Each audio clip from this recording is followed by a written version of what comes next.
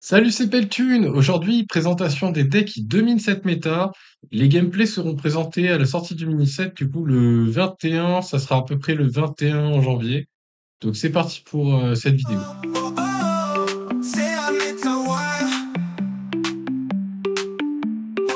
Voilà le Prêtron aggro 40 cartes. Donc ça c'est le deck en fait aggro le plus populaire en ce moment. Donc c'est un deck en fait, vous voyez, il y a énormément de T1. Au-delà de ça, en fait, on joue à Mantoul, hein, on joue Kami également, on joue Vol'jin pour échanger des caractéristiques, il y a toujours l'élémentaire cendreux pour passer un bloc de glace, et derrière, bah, c'est un rouleau compresseur, hein, tout simplement. Gros rouleau compresseur. Les cartes à garder en main de départ, si vous avez un pirate, ça peut être sympa. Ça va invoquer Noneuil du coup. Tac tac, ça invoque Noneuil.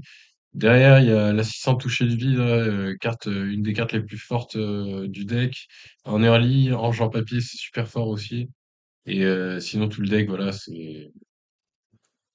j'ai envie de dire, c'est du rince-cochon, hein, c'est du rouleau compresseur. Voilà, le deuxième deck le plus populaire dans les decks aggro, c'est le Paladin Libram hein, en 30 cartes. Alors, le Paladin Libram, qu'est-ce que c'est en fait la carte la plus forte du deck, hein, je vais pas vous mentir, c'est le Libram de divinité qui permet de gagner toutes les parties. Vous allez jouer pour zéro. Dès que vous allez jouer ce sort, vous allez en mettre une copie dans votre main à la fin du tour. Et ce qui est fort, c'est avec l'Inessa, en fait, vous allez pouvoir dédoubler les Librames de divinité. Donc c'est juste trop fort, quoi. Derrière, en fait, en early, qu'est-ce qu'on veut? On veut la pioche, hein. On veut de la cristallographie pour aller chercher nos petites réductions de Libram, notre petite pioche. Le chercheuse interstellaire, hein, ça c'est excellent, ça. Chez deux, c'est pas mal. Et derrière, en fait, le mini-bot vacillant, c'est excellent aussi. Si vous voulez faire une sortie T4, T5 à passe de 3-3, de 5-5, etc., c'est pas mal. L'arme à garder tous les jours, hein, l'arme qui permet de réduire nos librames aussi. Et ça, en fait, bâton lumineux, c'est des fois dans des spots où, bah, par exemple, quand du mage otage, vous pouvez avoir le létal avec ça, en fait. Et dans le ETC, voilà, c'est pour ça que je vous ai dit ça. Dans le ETC, on retrouve Zephrys parce que le deck pioche énormément. Donc Zephrys peut donner le létal. Le souffle de dragon vivant, bah, ça c'est contre les mages otages, hein. Mage otage, serviteur peut pas être gelé, donc c'est la win comme ça. Geist Raider, bah, contre les démonistes de quête, hein, malheureusement il y en a encore. Donc ce deck en fait ne gagne pas contre les démonistes de quête, c'est pour ça qu'il y a le Geist Raider qui est là. Et voilà, le démoniste suite de quête en 40 cartes. Alors, bonne ou mauvaise nouvelle pour les joueurs qui jouent démoniste, je dirais que c'est plutôt une bonne nouvelle. Pour les autres, c'est un peu une mauvaise nouvelle, hein, toujours avec la suite de quête où il faut s'infliger des dégâts et ensuite on tue le mec en face avec les dégâts qu'on s'inflige. Deck qui semble sur le papier pas mal, puisqu'on a la nouvelle carte Pierre de Soin qui permet vraiment de se rendre énormément de points de vie quand vous allez vous infliger des dégâts.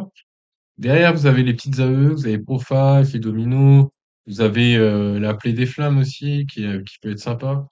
Vous avez toujours le heal, hein, Sombre Pacte qui permet de rendre 8 PV. Vous avez le package géant, Horreur écrouée, géant de chair, géant de lave. Nouvelle carte, étendue infini, vous allez piocher énormément. Étendue infini peut se mettre bien. On a un ETC, on a Diablotin modèle, hein, qui permet de donner vol de vie à un de nos serviteurs. Donc ça permet contre les prêtrons ou quoi que ce soit, de remonter en PV facilement. Malédiction de Rafam, ça c'est contre les mages otages pour leur filer, c'est un peu comme un élémentaire cendreux, quoi.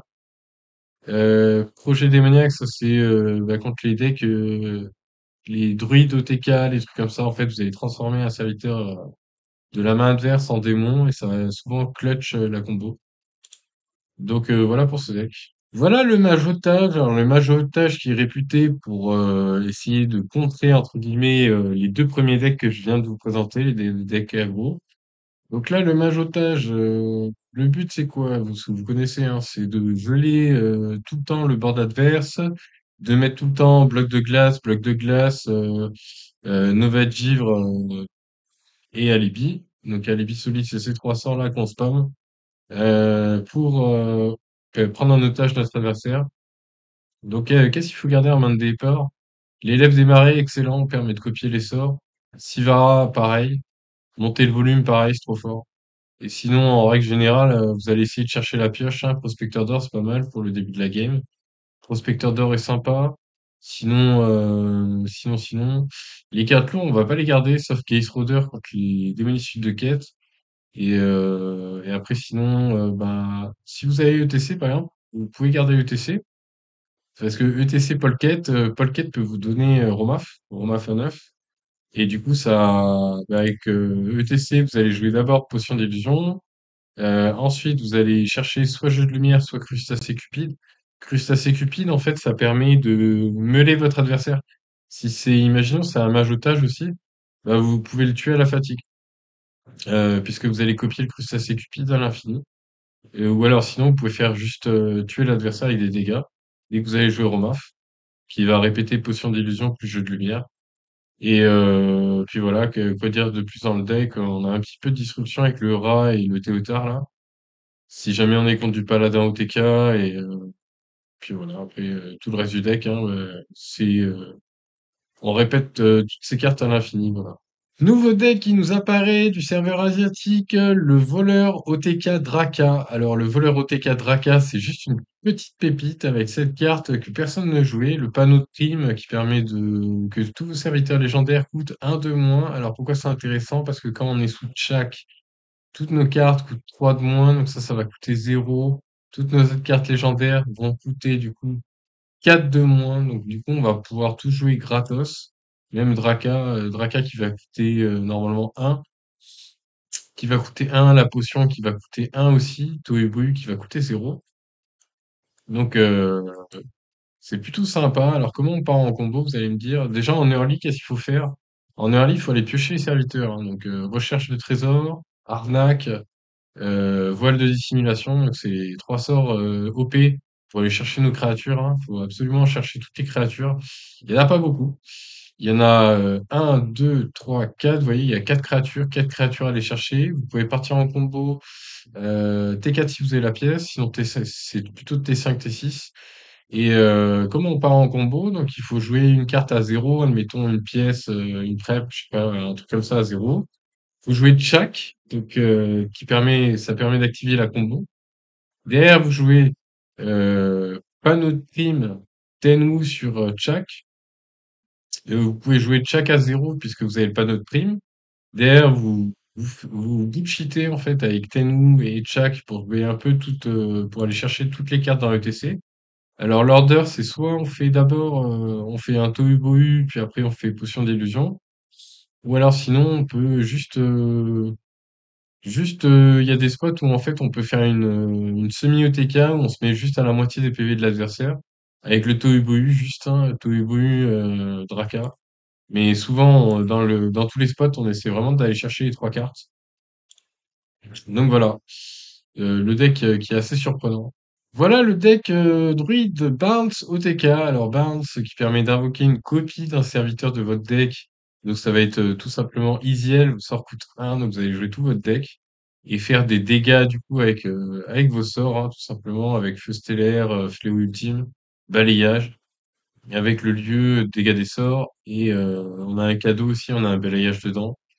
Qu'est-ce qu'il faut faire en main de départ? En main de départ, faut soit garder Barnes, soit vous gardez Pendentif de terre.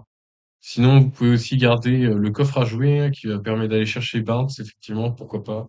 Et bah, le mana, hein, vous voulez du mana, comme ça vous pouvez partir le plus tôt possible en OTK.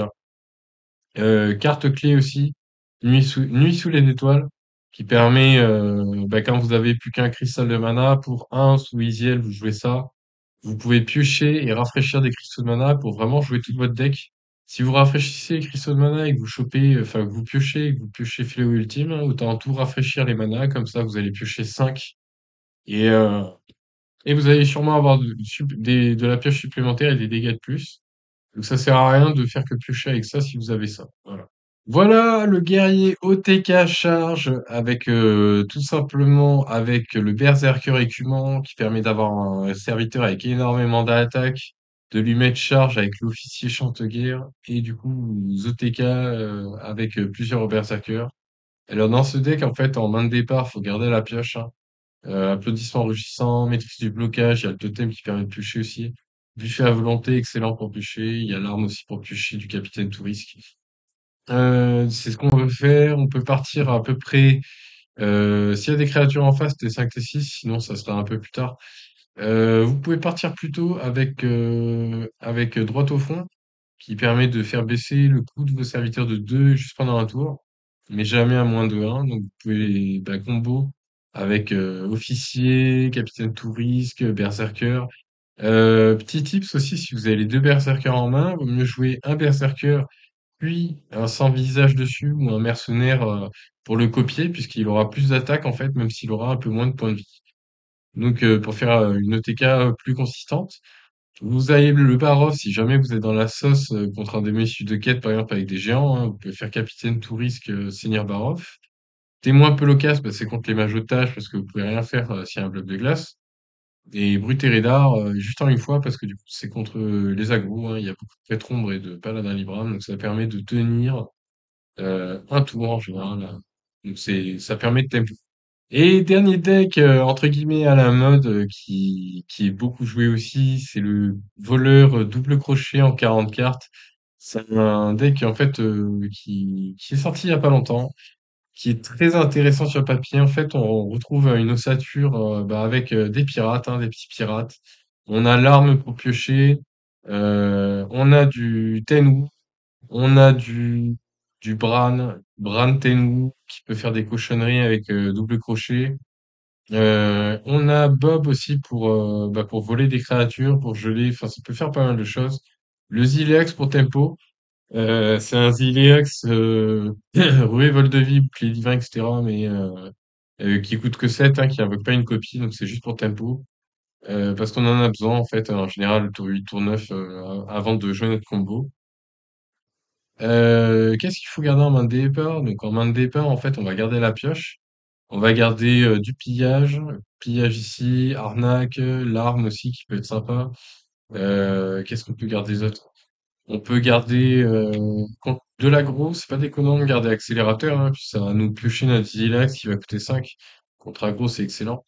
Canaille se garde contre les OTK combo, je pense, pour partir plus vite en combo.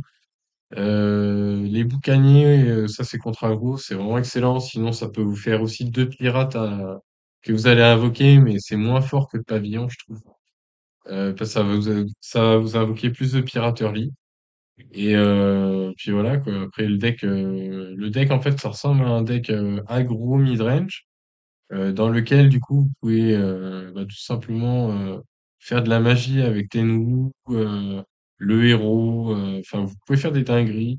Il y a Aurep pour cut les OTK.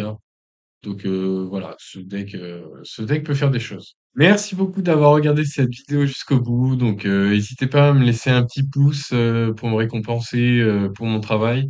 Et vous inquiétez pas, de toute façon pour le prochain mini-set, comme je l'ai dit dans l'intro, qui aura lieu à peu près le 21, je pense, 21 janvier, je referai des vidéos du coup pour actualiser les decks et pour montrer enfin du gameplay du coup sur les decks qui vont dominer la méta. Donc prenez soin de vous les gens et on se retrouve pour de nouvelles vidéos. À bientôt.